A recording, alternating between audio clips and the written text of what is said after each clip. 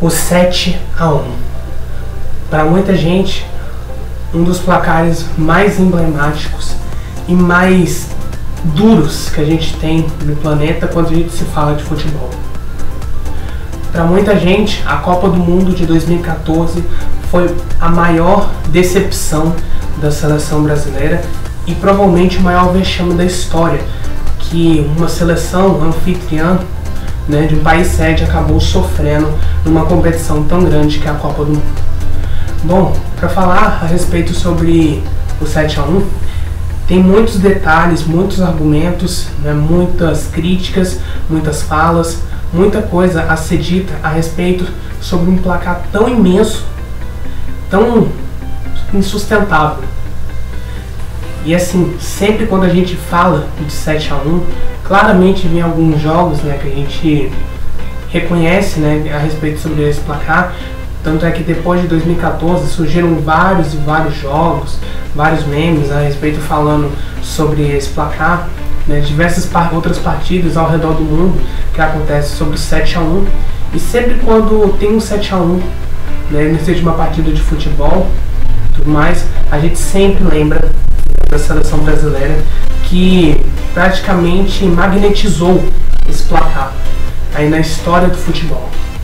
Bom, para falar a verdade, a Copa do Mundo de 2014, apesar de ter sido uma das melhores da história, fica esse marco enorme na cabeça de todo brasileiro, de todo alemão e do mundo inteiro a respeito sobre o quanto que a seleção brasileira estava bem deplorável e para muita gente continua deplorável até hoje.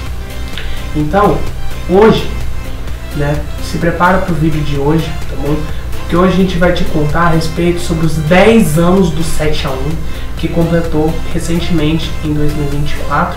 Vai ser uma produção especial, nossa primeira produção especial que a gente está fazendo, para contar a respeito sobre detalhes do 7-1, alguns motivos que emplacaram esse placar tão ambicioso, o que mudou na seleção brasileira desde esse período e o que pode acontecer a respeito com esse placar e outras coisas que são bem impressionantes.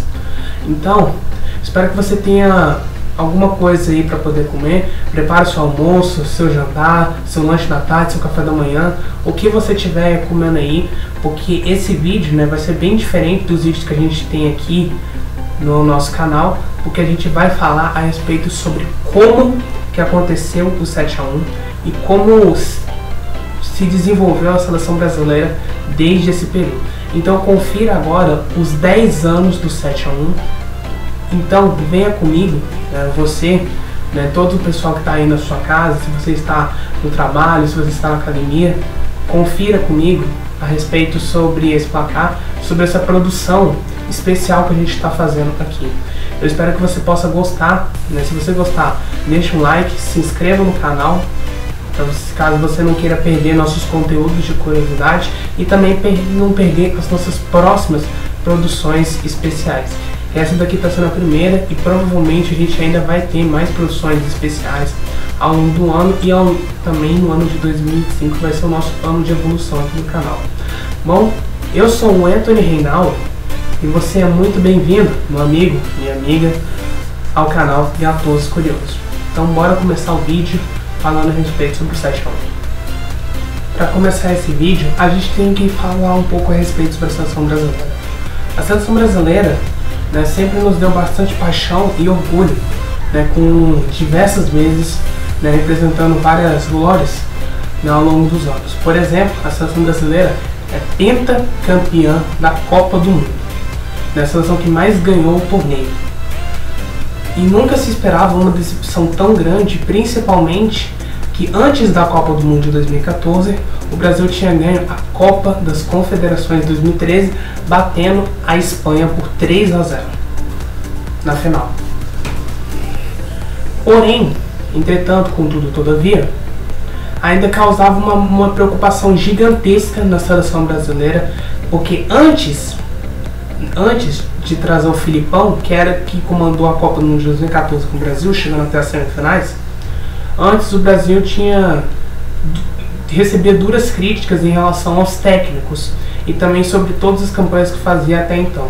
Por exemplo, na Copa do Mundo de 2010, o Brasil caiu nas quartas de final para a Holanda do Robben por 2-1 de virado, e quem estava comandando aquele jogo era o técnico Dunga, que era muito criticado por nunca ter assumido de fato um time de futebol para poder treinar.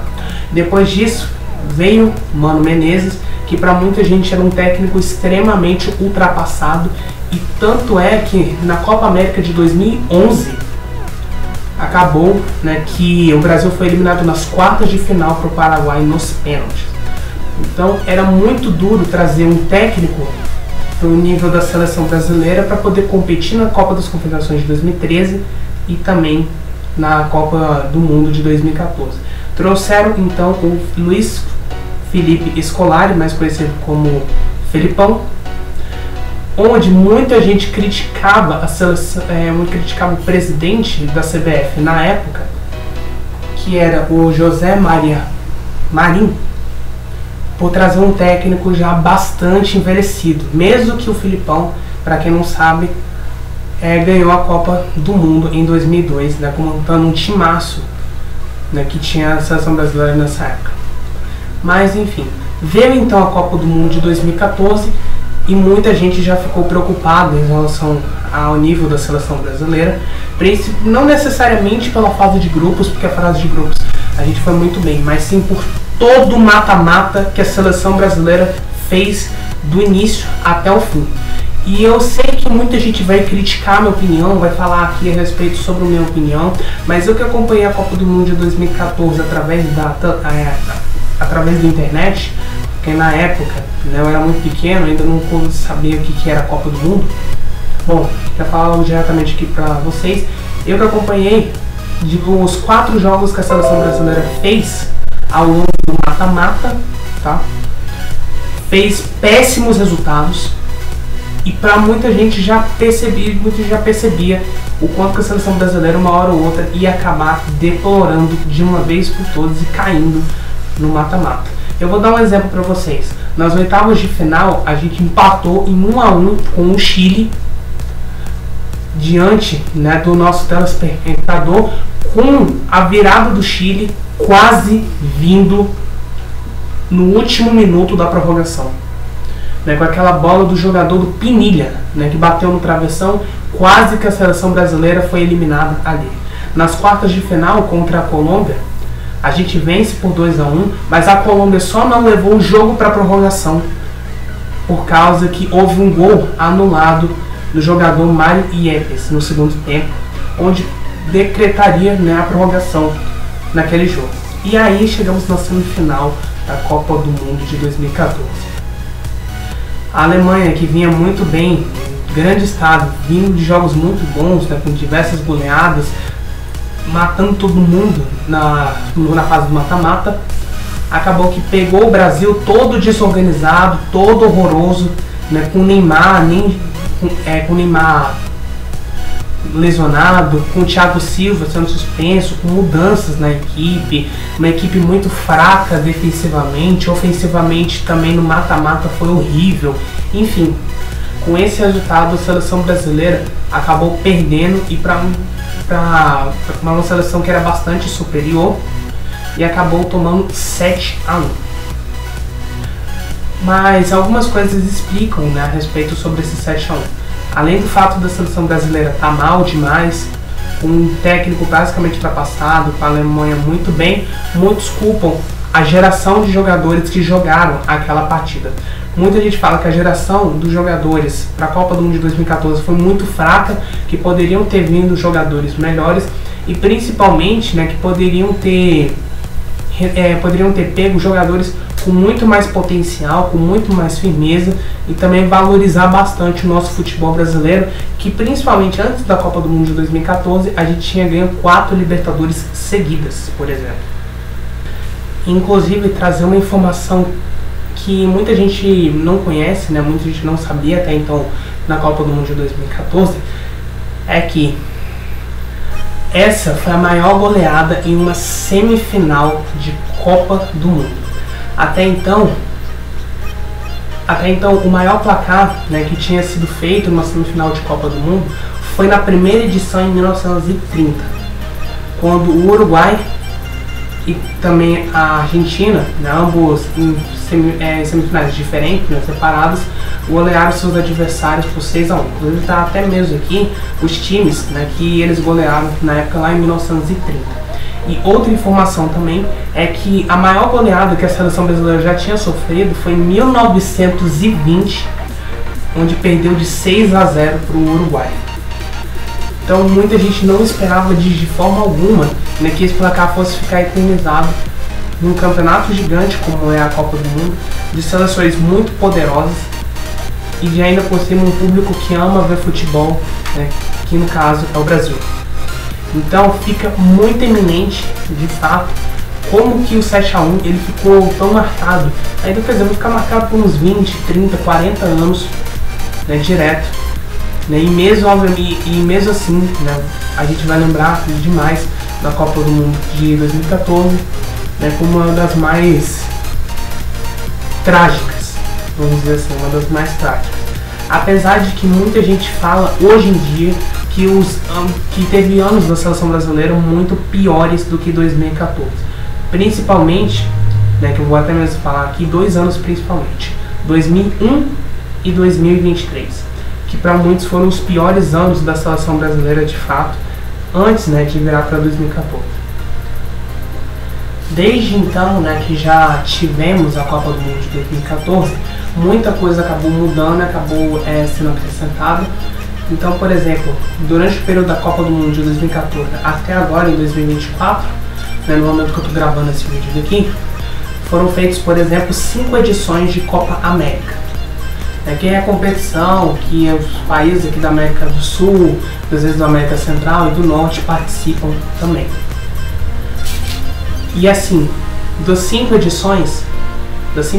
últimas 5 edições que a gente teve, né, que foi 2015, 16, 19, 21 e 24, somente o Brasil ganhou uma delas, que foi em 2019, jogando na sua própria casa.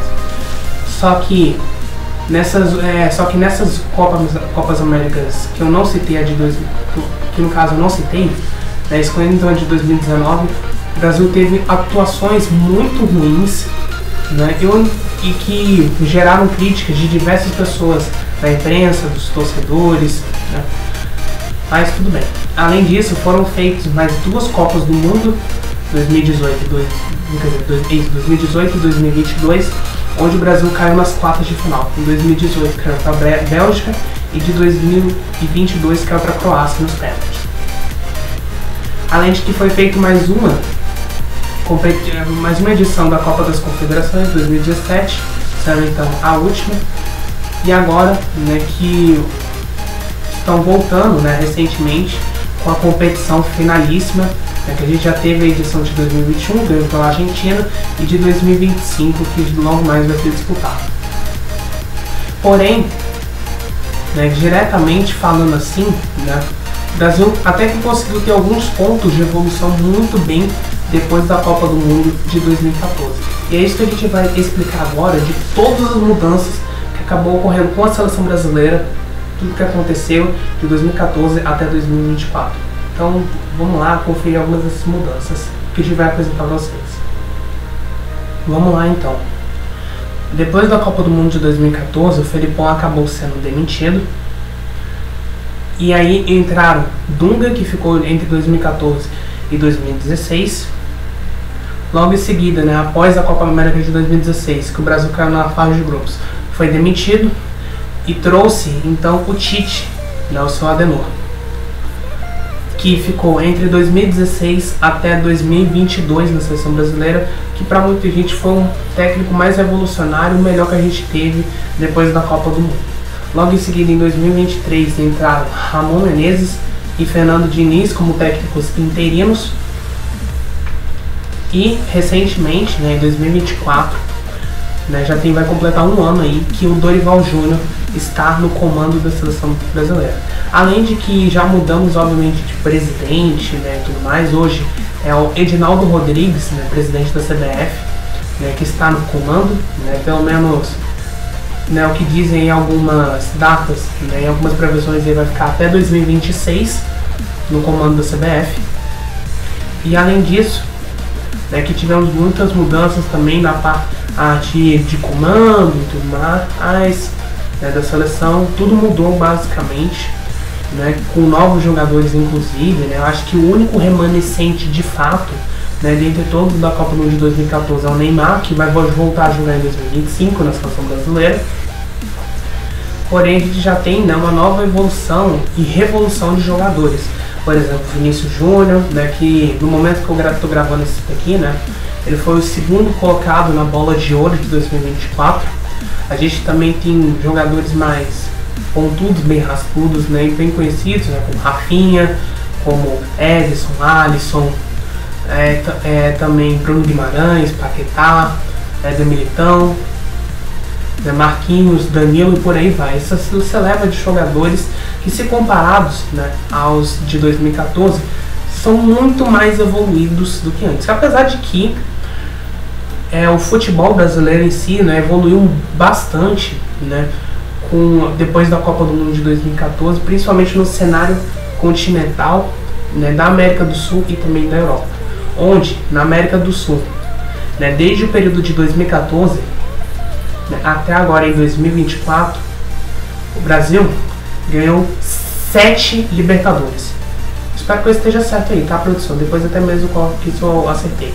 7 Libertadores, né, que eu tô gravando esse vídeo, tá, galera, antes da final da Libertadores, tá bom? Mas a gente já vai ter ou Botafogo ou Atlético Mineiro já jogando, né, a final. Então por isso que mais um título para o Brasil. Então 7 Libertadores, né, que a gente ganhou, sendo então muitas delas seguidas, né, deixando os argentinos aí um pouco com medo. A gente está quase chegando, né, no nível dos argentinos aí na Libertadores, por exemplo, né, estamos em 25 a 24.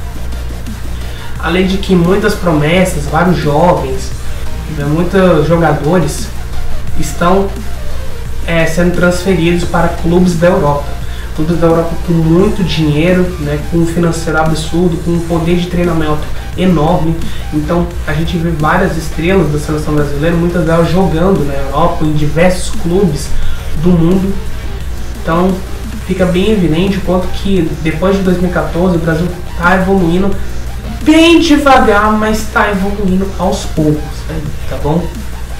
Então fica aqui nossa questão se esses jogadores vão render no futuro, porque olha só, já estamos nas eliminatórias. No momento que eu estou também gravando esse vídeo, a gente está na metade das eliminatórias, né, indo então para as últimas rodadas do segundo turno, além de que estamos nos preparando para a Copa do Mundo de 2026, que será nos Estados Unidos, México e Canadá. Então o Brasil já tem que se preparar logo de cara para essa Copa do Mundo de 2026, que vai ser obviamente o nosso teste, né, de renovação da seleção brasileira. Muitos dos jogadores, né, que a gente teve na Copa do Mundo de 2022 acabaram, né, saindo, né, acabaram se aposentando da seleção brasileira, e a gente quer o melhor desempenho possível da nossa seleção, principalmente que a gente é pentacampeão do mundo, e a gente precisa convencer bastante nosso torcedor, nosso telespectador para esse momento. Que chegar na Copa do Mundo de 2026, que inclusive terá mudança, depois até mesmo vou fazer um vídeo a respeito sobre a Copa do Mundo de 2026. Chegar na Copa do Mundo de 2026, né, daqui menos de 2 anos, né, um pouquinho mais de 1 ano e meio, a gente já tem que estar preparado. Fora que no momento que eu estou também gravando esse vídeo, não sei nem quanto, não sei basicamente nem quantas vezes que eu estou falando no momento que eu estou gravando esse vídeo, né? Mas enfim, no momento que eu estou gravando esse vídeo, faltam mais ou menos aí 7, eu espero que esteja certo aqui, tá, produção? Na verdade 8 datas FIFA, né, contando agora com essa de novembro, 8 datas FIFA para a Copa do Mundo de 2026 começar. E a gente vai ter ainda as eliminatórias, a gente vai ter também os amistosos, a preparação da seleção brasileira, não só aqui na América do Sul, mas em outros continentes também, né, exceto a Europa, né, porque a Europa está disputando nesse momento a Liga das Nações, e com isso, né, eles vão começar as eliminatórias já em março, e vão terminar em março de 2025 e vão terminar em março de 2026.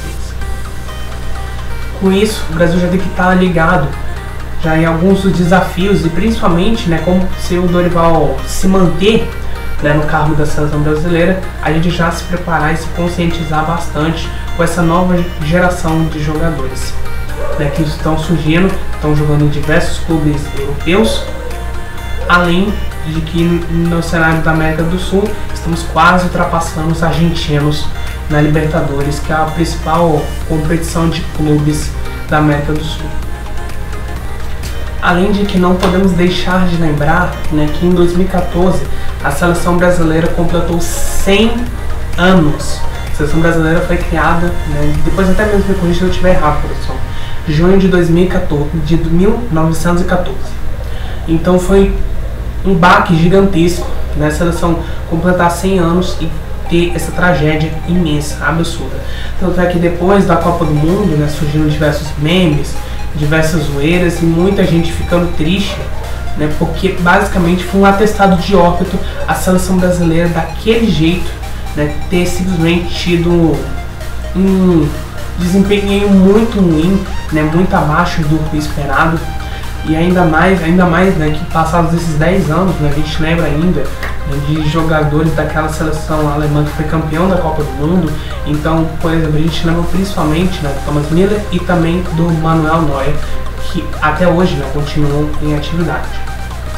A única coisa não muito boa, né, depois dessa Copa do Mundo aí, é que a seleção teve diversas fases, né, teve muita coisa sendo mudada e o que acabou piorando bastante, né, o desempenho em muitos jogos e gerando críticas da imprensa e também de muitas pessoas que acompanham a seleção brasileira.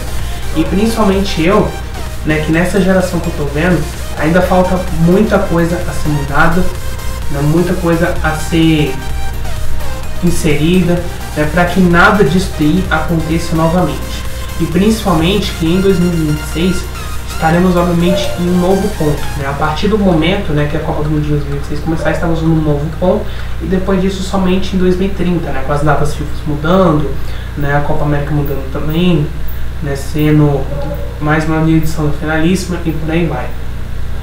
E principalmente que muito desse ponto que a gente fala a respeito sobre a Copa do Mundo de 2014 também influencia em muitas das coisas que a gente fala a respeito sobre o Mundial de Clubes. Né? Por exemplo, eu posso até fazer um vídeo depois explicando a respeito sobre o Mundial de Clubes, né? Mas principalmente que os brasileiros não ganharam o Mundial de Clubes desde 2014, e muito porque, claro, né, a gente teve, apesar da nossa evolução, a gente teve, por exemplo, evoluções potentes e muito castigadas demais dos clubes europeus, né, que a cada ano que passa eles estão sendo cada vez mais verídicos aí, né, em ganhar o Mundial de Clubes todo ano, né? Tanto é que em 2025, né, a gente vai ter exatamente esse mesmo formato da Copa do Mundo até 2022 sendo inserido no Mundial de 2025. Depois até mesmo eu faço um vídeo falando a respeito sobre o Mundial de Clubes já no ano que vem, que vamos ter 32 clubes, o mesmo que a gente teve nas últimas Copas do Mundo. Depois, né, da Copa do Mundo de 2014, muitos dos jogadores que jogaram a partida contra a Alemanha acabaram ficando esquecidos, né, por muitos anos. Alguns deles ainda jogam, né, em algumas ligas, principalmente ligas aqui do Brasil. Então, por exemplo, Davi Luiz, né, Hulk, Luiz Gustavo e por aí vai. Só que outros ficaram tão marcados que basicamente foram esquecidos, né, que é o caso, por exemplo, do Oscar, caso, por exemplo, do Marcelo, caso, por exemplo, do Dante, né, do Júlio César, entre outros jogadores. Né, mas agora temos uma nova evolução de jogadores que a gente espera que a gente possa estar muito bem com eles. Né? Então, por exemplo, a gente ainda tem Copa do Mundo para disputar, tem Copa América, né, para disputar com alguns desses jogadores, principalmente que muitos deles ainda são jovens. Então, né, se diferentemente da Copa do Mundo de 2014, hoje a seleção, né, de 2024 está mudando bastante, né, sendo bastante mais consistente ainda, apesar de que ainda não se desempenhou de forma tão boa quanto a gente quer, né, principalmente nas eliminatórias. A gente deseja o melhor possível para a seleção brasileira, poder melhorar o máximo que for e chegar na Copa do Mundo de 2026 melhor ainda. porque muitos dos jogadores de 2014 nem atuam mais ou estão em outras ligas alternativas do mundo inteiro. Né? E chega a ser bastante triste, né, pensar que um placar desse, né, poderia ser tão emblemático, né? Tanto é que a gente viu muitas pessoas no estádio do Mineirão, né, quando foi disputado naquele 8 de julho de 2014, né, muita gente chorando, muita gente ficando triste, muita gente ficando decepcionada, né, que nunca se espera que uma seleção que joga em casa, né, faça um negócio daquele. Afinal de contas, né, a Copa do Mundo serve de exemplo para as grandes forças e potências do nosso futebol, né, terem mais exemplo e também terem mais aperfeiçoamento dos seus telespectadores. Né. Isso aconteceu muito durante praticamente todas as Copas, né, exceto a Copa do Mundo de 2022, que para muita gente foi uma bagunça enorme ter sido escolhido Catar como sede principal, sendo Catar que quase não tem investimento. Na verdade tem investimento sim, né, que quase não tem tradição no futebol, acabou sendo escolhido. Então, para o povo brasileiro, agora é pensar bastante, né, no que pode acontecer em relação à seleção brasileira. E principalmente um outro detalhe que eu não contei, depois que a Copa do Mundo foi feito outras competições aqui, por exemplo, no Brasil. Então a gente teve 2 edições aqui no Brasil de Copa América, a gente teve também as Olimpíadas, e agora, né, está se desempenhando aí, né, que o Brasil possa sediar, né, os Jogos Pan-Americanos, além da Copa do Mundo de feminina aqui no Brasil, que vai acontecer em 2027. Então, assim, minha opinião, sinceramente falando, sobre o 7-1, que é bastante doído e dói bastante. A gente aprendeu bastante com os erros, a gente aprendeu, né, com os nossos defeitos, com todas as nossas falhas. Nenhuma seleção e nenhum time no mundo é perfeito, né, diga-se de passagem. Então muito disso daí pode acontecer uma vez a cada 100 anos, uma vez a cada 50 anos. Isso daí é bem evidente, mas afinal de contas a gente tem que preservar o fato e respeitar o fato de que nossa seleção é pentacampeã do mundo, nossa seleção tem vários títulos aí na manga, e a gente quer o melhor possível para a Canarinho, né, poder continuar evoluindo, continuar seguindo com seus projetos e ter o máximo de evolução possível, né, nos próximos anos. Fora que, além do legado, né, da Copa do Mundo de 2014 para os brasileiros, também não podemos esquecer o nosso queridíssimo Galvão Bueno, que basicamente, né, foi eternizado para sempre nessa Copa do Mundo, após, né, ele falar um pouco a respeito sobre a seleção brasileira naquele momento. Principalmente com uma das frases mais nostálgicas de todas, que é: lá vem eles de novo, olha só que absurdo. Enfim, muita gente vai ficar bastante marcado, né? Inclusive eu queria dar outro destaque aqui para o Miroslav Klose, que nessa partida, né, do 7-1, ele acabou marcando o 16º gol, sendo o maior artilheiro da Copa do Mundo, pelo menos até o período que eu estou gravando esse vídeo, tá?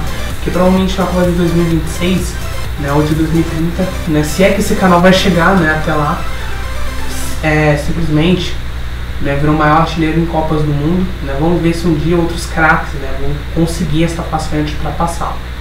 Porém, o que a gente deseja agora para a seleção brasileira é que as coisas possam melhorar, né, que mesmo com um desempenho assim, né, que dentro de campo e fora de campo acabou não sendo tão bom quanto a gente esperava, a gente possa ter o máximo de preservação possível na hora, né, de falar, na hora de comentar e na hora de analisar, né, a respeito sobre como que a seleção brasileira vai se atuando ao longo dos jogos. A gente espera o melhor possível, né, agora com o Dorival Júnior, com os novos jogadores para a Copa do Mundo de 2026, e que nesses 110 anos de seleção brasileira, que se completa também em 2024, que muitas coisas boas virão e que venham aí mais 110 anos de pura alegria, pura emoção, e que a gente não volte a ver né, coisas como isso aí. Porque eu não digo em si que o 7-1 foi uma coisa vergonhosa, foi mais assustador para todos nós brasileiros a gente ver o quanto que foi bem duro assistir aquela partida no Mineirão no dia 8 de julho de 2014. E agora, né, que estamos em 2024, muita coisa já está mudando, né, o que a gente espera agora para a Copa do Mundo de 2026, que a gente possa ter uma boa atuação com os nossos jogadores. Inclusive eu espero, né, o que acompanha a seleção brasileira desde 2017, que dessa vez a gente está no caminho certo, no caminho ponto de evolução. Apesar de que muita gente ainda critica na seleção brasileira, critica os jogadores, critica o técnico, critica a diretoria, a gente espera, claro, que muitas dessas coisas possam vir melhorar ao longo dos anos. E que a gente tenha bastante compaixão, né, que o público possa ter bastante compaixão com a seleção brasileira, porque afinal de contas, né, não é fácil você jogar, eu inclusive já até mesmo vejo isso dos próprios jogadores, não é fácil você vestir uma camisa tão pesada, né, e você jogar um jogo tão importante, seja a Copa do Mundo, seja a Copa América, amistoso, não é fácil, tá? É preciso valorizar bastante uma seleção que é pentacampeã do mundo e que ao longo, né, desses últimos 10 anos vem tentando voltar à sua fórmula original e quem sabe um dia vencer a Copa do Mundo novamente, né, com o seu brilho e bastante destaque que teve no passado. Enfim, o vídeo vai ficando por aqui. Eu espero que você tenha gostado, né, desse especial que a gente fez falando sobre o 7-1. Deu muito trabalho, foi muito difícil, né, fazer um vídeo desse, principalmente o pessoal da edição aqui que deve estar louco, né, com esse vídeo de mais de meia hora que a gente está fazendo. Então, se você gostar, se inscreva no canal para não perder os nossos próximos vídeos de curiosidade, deixa um like também e compartilha com os seus amigos se você gostou desse primeiro especial que a gente está fazendo, né, que venha novos especiais que a gente está produzindo aqui. Então eu espero que você tenha gostado muito, né, porque não foi fácil fazer isso daqui, tanto é que até mesmo eu estou gravando, está em 34 minutos de vídeo, né, a edição deve dar uns 30. Então é isso daí, mais ou menos. Eu vou ficando por aqui. Venha então ver os nossos vídeos de curiosidades, tá bom? Inclusive até mesmo, tá? Vai estar passando aqui no card, aqui em cima, um dos nossos vídeos que a gente produziu recentemente, falando sobre a Liga dos Campeões da Europa, tá? Então é isso daí. Beijo do gato. Até mais, meus